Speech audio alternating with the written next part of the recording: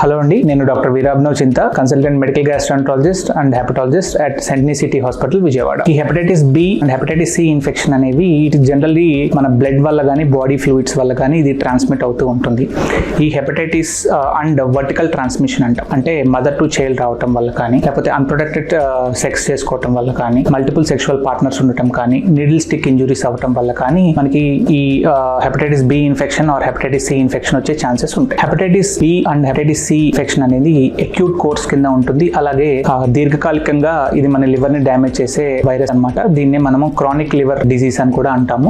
Acute infection అనేది same self resolving ఉంటుంది. వెరస్ chronic disease వస్తే గనక మనకి లివర్ డ్యామేజ్ జరగటం, దాన్ని హెపటైటిస్ అంటాము. నెక్స్ట్ లివర్ సిరోసిస్ రావటము, లివర్ క్యాన్సర్ వచ్చే ఛాన్సెస్ ఎక్కువగా ఉంటాయి. ఈ hepatitis B or C infection వచ్చిన వల్ల ట్రీట్మెంట్ ఎలా ఉంటుందంటే, మనకు వచ్చిన ఏ వైరస్ డిజీజ్ వచ్చిందని తెలుసుకోవటము, అండ్ దాని సివియారిటీ ఎలా ఉందో తెలుసుకోవటము, దాని వైరల్ లోడ్ ఎలా ఉందో తెలుసుకొని దాన్ని బట్టి మనము సపోర్టివ్ కేర్ ఇస్తే సరిపోతుందా, స్పెసిఫిక్ యాంటీవైరల్ ట్రీట్మెంట్ తీసుకుంటే సరిపోతుందా అనేది మనము నిర్ధారణ చేసుకుని దాన్ని బట్టి దానికి ట్రీట్మెంట్ అనేది ఇవ్వటం జరుగుతుంది. ఈ వైరల్ హెపటైటిస్ ని మనం ఎలా ప్రివెంట్ చేసుకోవచ్చు అంటే, ఒకటి ఫస్ట్ వ్యాక్సినేషన్. మనకి హెపటైటిస్ ఏ వైరస్ కి అలాగే హెపటైటిస్ బి వైరస్ కి మనకి వ్యాక్సినేషన్ అవైలబుల్ ఉంది. సో యాజ్ పర్ షెడ్యూల్ ప్రకారం మనము ఈ హెపటైటిస్ ఏ వ్యాక్సిన్ కానీ హెపటైటిస్ బి వ్యాక్సిన్ కానీ తీసుకుంటే మనము ఈ రెండు వైరసెస్ నుంచి ప్రొటెక్షన్ అనేది తెచ్చుకోవచ్చు.